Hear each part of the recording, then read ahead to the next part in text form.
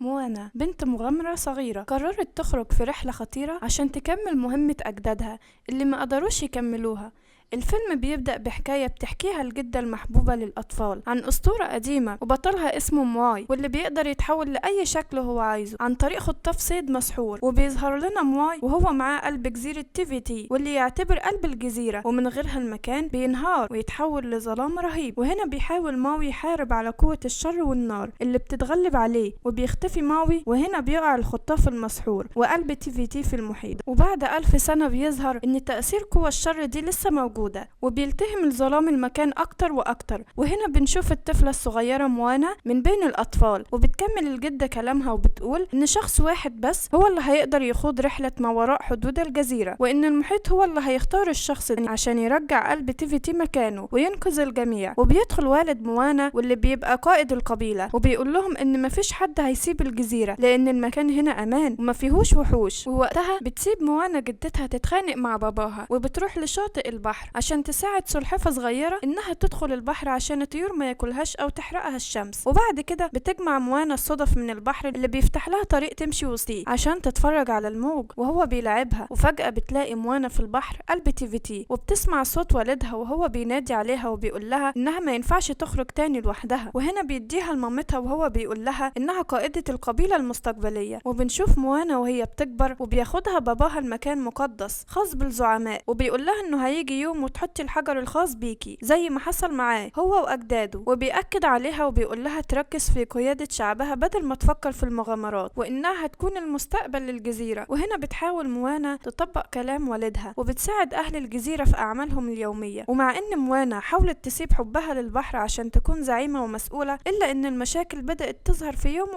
بيجيلها السكان بمحصول جوز الهند وبيطلع كله بايظ. وهنا بتقرر موانا انها تتخلص من الاشجار التالفة وتزرع غيرها في مكان تاني، وبيشكروها الناس وبيقولوا لوالدها انها عظيمة جدا، فوالدها بيحس بالفخر بيها. وبعد كده بتظهر لهم مشكلة تانية وهي عدم وجود سمك كفاية في البحر، وكل ما موانا تقترح عليهم حل للمشكلة يقولوا لها انهم عملوه وبرضه ما ينفعش، وبتقترح عليهم انهم يصطادوا من مكان بعيد يكون ابعد من الجزيرة. فبيغضب والدها وبيرفض وبيقول لها ان الفكرة دي مرفوضة نهائي لانها بتعرض السكان للخطر، وان مفيش حد هيبعد عن الجزيرة مهما حصل. وهنا بتيجي مامة موانا وبتحاول تواسيها وبتفهمها السر وراء غضب والدها ومنعهم اي حد يتخطى حدود الجزيرة. وبتحكي لها ان زمان المحيط غواه، ويومها راكب مركب مع صديقه لكن الموج وقتها كان عالي قوي، ولما كان بيغرق صديقه ملحقش ينقذه، وان والدها بيحاول ما يكررش الغلط ده تاني عشان ما يخسرهاش هي كمان ولا يخسر حد من سكان الجزيرة. لكن موانا قررت انها مش هتسيب الموضوع ده بسهولة. بتركب مركب وبتدخل جوه المحيط وبتاخد الخنزير بتاعها الصغير، والموج بيقلبها وبتحاول تنقذ الخنزير لكن رجليها بتنزل في الشعب المرجانية وبتحاول تنقذ نفسها بالعافية. وهنا بترجع للشط وبنشوف ان رجليها بتورم، فبتيجي عليها جدتها وبتقول لها ان والدها كان عنده حق في انها مش بتعترض على اي رأي تقوله. وده بيخلي موانا تسأل جدتها عن البحارة بتوع الجزيرة زمان، فبنلاقي جدتها اخدتها للكهف المهجور وبتقول لها على سر، وهو ان في قصة من قصص الجدود محدش بيحكيها ابدا للاطفال، وانها لو دخلت جوه الكهف ده هتعرف السر المخفي. وهنا بتنبهر موانا بدخولها في الكهف وبتكتشف جواه سفن كبيرة وضخمة، وبدأت تضرب على الطبول زي ما جدتها أمرتها. وفجأة النار بتنور المكان، وبتسمع ساعتها صوت غريب وبتعرف منه إن قبيلتها كانت رحالة. وهنا بتسأل موانا جدتها عن السبب اللي خلاهم يقفوا عن الترحال ويقعدوا على الجزيرة، وبدأت تدمر كل مكان. فبتحكي لها جدتها عن قصة ماوي اللي سرق قلب تيفيتي، وإنه لما اختفى ظهرت قوة الشر وبدأت تدمر كل مكان، وعشان يحميهم قائد القبيلة قرر يوقف الترحال خالص ويستقروا في مكان واحد وينسوا الماضي. لكن قوة الشر كانت بتطاردهم في كل مكان ومن جزيرة للتانية، وبتقول لها ان المحيط تختار موانا عشان تدور على ماوي ويرجع قلب تيفيتي مكانه وتهزم قوة الشر. فبتستغرب موانا ان المحيط تختارها هي شخصيا، ولكن بتكون متحمسة انها تكمل الرحلة. فبتجري على والدها اللي كان عامل اجتماع لجميع سكان الجزيرة، وبتقترح عليهم موانا على فكرة السفن ورحلة البحث عن ماوي. فوالدها بيتعصب بيتعصب عليها وبيقول لها انه المفروض كان يحرق السفن دي من زمان، فبيرفض فكرة قلب تيفيتي وماوي. وهنا بنشوف جدة موانا وهي في لحظاتها الأخيرة، وقبل ما تموت بتحط في ايد موانا قلب تيفيتي وبتطلب منها جدتها انها تروح ورا النجوم وتدور على ماوي، وبتديها السلسلة اللي فيها قلب تيفيتي. وبتجري موانا وبتقرر تعمل اللي جدتها قالت لها عليه، وبتركب مركب من المراكب وبتدخل بيه المحيط لوحدها، وبتقرر تعبر الشعب المرجانية. وبتكتشف في نص الرحلة ان الديك ركب معاها المركب بالغلط وبيقع الديك في المية، وبتنزل موانا عشان تنقذه، وكل مرة بيرمي نفسه في المية وبتنقذه، فبتحطه في فتحة في المركب. وطول الليل بتحاول موانا تواجه موج البحر العالي جدا لحد ما بتنام على نفسها، وبيصحيها الموج قبل ما توه عن المكان. وفجأة بتلاقي المركب اتقلب بيها وبتصحى على برق وأمواج عالية، وبتفوق موانا تاني يوم الصبح وبتلاقي نفسها مدفونة بالرملة على جزيرة غريبة. فبتطمن بسرعة على جوهرة قلب تيفيتي اللي موجودة في السلسلة، وبتزعق موانا للبحر اللي بدل ما يساعدها بيكسر لها المركب وبيرميها على جزيرة غريبة. بس فجأة بتشوف رسومات قدامها وبتلاحظ ان شكلها على شكل خطاف ماوي، وفجأة بتشوف خيال ضخم، فبتاخد الديك بتاعها وبتجري تستخبى ورا المركب. وفي لحظة واحدة بتلاقي قدامها البطل ماوي اللي بيقاطعها في كل مرة بتحاول تتكلم فيها، وبيحبسها في كهف. وبنشوف انها بتحاول تخرج وبتطلب منه انه يخرجها، لكن ماوي بياخد الديك بتاعها وبيمشي. فبتجري موانا في المية وبتحاول توقفه، فبتاخدها الموجة بسرعة وبترفعها فوق المركب. وبنلاقي ماوي بياخدها ويرميها في المية اكتر من مرة، وفي كل مرة المية هي اللي كانت بترجعها له تاني. وهنا بتقول له موانا انه لازم يرجع قلب تيفيتي لمكانه، فبيمسك ماوي القلب وبيرميه في المية، فبيرجع هو كمان تاني. فبتسأله موانا اذا كان خايف ان يمسك الجوهرة، فبيقول لها ماوي ان دي مش جوهرة، دي لعنة بتسبب الموت. وبيظهر لهم فجأة قراصنة على شكل جوز هند على سفينة ضخمة، فبيحاول ماوي انه يهرب منهم ويجري بالمركب بعيد، بس القراصنة بيقدروا يسيطروا على المركب وبينزلوا عليها وبيحاولوا يخطفوا الجوهرة، لكن الديك بياكلها. فبيخطفوا القراصنة الديك، وبتطلب موانا من ماوي انه يساعدها وترجع الديك، لكن ماوي بيرفض يساعدها. وهنا بتنط موانا على السفينة وبتحارب القراصنة لوحدها، وبتاخد الديك بتاعها وبترجع للمركب، وبيرجع الديك الجوهرة من بقه وبتاخدها موانا منه، وبيبعدوا بالمركب عن القراصنة. وبينبهر ماوي من شجاعتها وبيقول لها ان الرحلة دي خطيرة وانها هتقابل حاجات اكتر من كده بكتير، وبيرفض انه يشاركها في الرحلة الشاقة دي. فبتقنعه موانا وبتقوله انه بالنسبة للناس مش بطل زي ما هو فاكر، وانه واحد سرق قلب تيفيتي ولعن الارض اللي بقت بتموت الزرع والبحر اللي فاض من السمك. وبتقنعه انه لو رجع الجوهرة هيبقى هو البطل اللي انقذ العالم. فبيقول لها ماوي انه هيحتاج الخطاف بتاعه المسحور عشان الرحلة دي تنجح، فبتوافق موانا انهم يرجعوا الخطاف ويبدأوا الرحلة لتيفيتي، وبتطلب منه انه يعلمها ازاي تكون بحارة حقيقية وازاي تتحكم في المركب وازاي تدرس النجوم. فبتنام موانا بالليل وبتحلم بكابوس، وبتصحى مخضوضة وبتلاقي نفسها وصلت لمملكة الوحوش اللي فيها الخطاف. وبيطلب ماوي من موانا انها تستناه في المركب وان هو هيروح يجيب الخطاف بنفسه، لكن موانا بترفض. وبنشوفها وهي بتتسلق الجبل، ولما بتوصل موانا لقمة الجبل بتتفتح بوابة وبتنط فيها، وبتلاقي موانا نفسها جوه المية وبتوصل لمملكة الوحوش. وبتخاف لما بتلاقي قدامها كائنات بحرية شكلها مخيف، ولكن بتقدر توصل للخطاف وبتساعد ماوي عشان يقدر يجيبه. وهنا بتحاول تشتت ملك الوحوش وبيمسكها ملك الوحوش وبيستغرب ازاي انسانة قدرت تدخل المملكة بتاعته. وبينجح ماوي بمساعدة موانا وانهم قدروا يجيبوا الخطاف وبيخرجوا من المملكة، وبيشكرها ماوي انها ساعدته وبيقول لها ان هزيمة قوة الشر صعبة جدا، لكن موانا بتصمم انها تكمل الرحلة عشان هي الامل الوحيد في انقاذ شعبها والجزيرة. وفي الطريق بيحكي ماوي عن قصته وان اهله رموه في البحر وانهم ما كانوش عايزينه، فاخدته قوة الخير وادته الخطاف السحري، ودي خلته بطل وانه بيساعد الناس بالقوة اللي معاه. لكن كل اللي عمله ده ما كانش كفاية بالنسبة لهم، فعشان كده قرر ما يساعدش حد تاني. فبتقول له موانا ان مش قوة الخير هي اللي خلتك بطل، ولكن افعالك هي اللي خلتك بطل. وبيقرر ماوي انه يساعدها بعد ما اقتنع بكلامها، وبيوصلها وبياخد منها الجوهرة وبيتحول لنسر وبيطير للجزيرة اللي بتحاول تشده عن طريق الحمم البركانية، وبترميه في المية وبتقع منه الجوهرة، وبيحاول انه يجيبها ويرجع للمركب، لكن الموج بيبقى عالي جدا وبيتحرق خطاف ماوي من النار اللي بترميها الجزيرة. وبيلوم ماوي موانا عشان ما اقتنعتش بكلامه وان الرحلة هتكون صعبة، وكملت بالمركب وكانت عايزة تدخل الجزيرة رغم انه طلب منها انها تلف بالمركب بعيد. وهنا بيرجع ماوي لموانا الجوهرة وبيقول لها انه مش هيقدر يروح للجزيرة بعد ما الخطاف السحري راح منه، وبيتحول وبيسيبها وبيطير بعيد. وموانا بتقعد تعيط وبتتكلم مع المحيط وبتسأله ليه اختارها، لأن هي الشخص الغلط. فبتطلب من المحيط إنه يختار شخص غيرها وبترجع له الجوهرة. وفجأة بتاخدها الموجة وبيظهر ضوء في المية وبتشوف موانا جدتها اللي بتحضنها وبتعيط تقول لها موانا إنها فشلت في مهمتها. بس بعد كده بتقرر موانا تعوم في المية وترجع تجيب الجوهرة، وهنا بتصلح المركب وبتكمل الرحلة لوحدها. وبتروح موانا للجزيرة وبتقابلها قوة الشر مرة تانية، بس المرة دي بتلف موانا حوالين الجزيرة وبتقع الجوهرة من ايديها وبتقع موانا في المية وبيتقلب المركب بتاعها. وفجأة بنشوف ماوي راجع علشان يساعدها، فبتشكره موانا وبيواجهوا قوة الشر مع بعض واللي بتدمر الخطاف المسحور نهائي. وبتلاحظ موانا ان الجوهرة لازم تتحط في قلب قوة الشر، فبترفع الجوهرة لفوق فبتنور وبتلفت انتباه قوة الشر وبتجري عليها وبتمشي موانا ناحيتها من غير ما تخاف وبتحط الجوهرة في مكانها وبتتحول جزيرة قوة الشر لجزيرة خضراء مرة تانية. وهنا بيتأسف ماوي لتيفي تي لسرقته لجوهرته، فبترجع له تيفي تي الخطاف بتاعه سليم وبيفرح ماوي جدا وبيشكرها. وبتحضن موانا الملك وبتديها الملكة مركب جديدة عشان يرجعوا بيه. وبترجع موانا لأهلها اللي بيستقبلوها بكل حب وبيرحبوا بيها كل سكان الجزيرة اللي هيرجعوا تاني للسفن والترحال بسببها هي. وبكده انتهى فيلمنا. ما تنسوش تعملوا لايك واشتراك للقناة.